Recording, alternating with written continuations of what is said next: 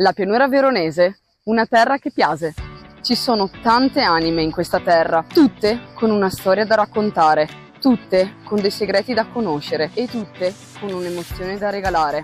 Basta lasciarsi ispirare dalla voglia di scoprirla, questa terra, che sarà capace di stupirvi e di conquistarvi. Spinti dalla voglia di darle un'identità, abbiamo messo le mani nella sua storia e nelle sue peculiarità e attraverso l'acqua, elemento che la caratterizza profondamente, che si dirama lungo l'Adige, i fiumi di Risorgiva e i suoi tanti canali secondari, siamo riusciti ad arrivare alle pieghe più intime, riscoprendo l'anima dei suoi paesaggi plasmati dalla bonifica.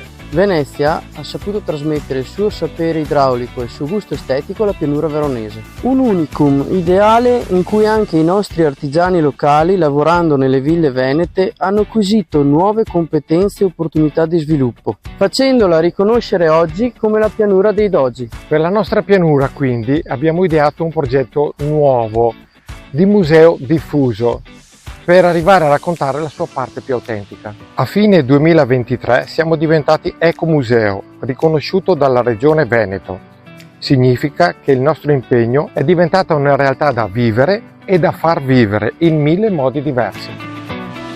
Puoi farlo in bicicletta ascoltando i silenzi della campagna, puoi farlo anche a piedi, lungo i fiumi, i corsi d'acqua e le tante strade bianche. Puoi venire ad assaggiare le bontà dei tanti produttori sparsi sul territorio. Puoi partecipare a una delle nostre esperienze outdoor. Un'esperienza autentica e ricca di emozioni.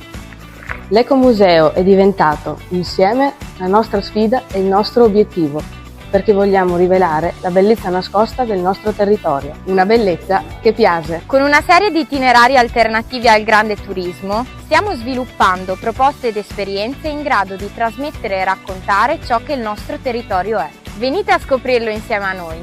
Scopriremo che vi piace!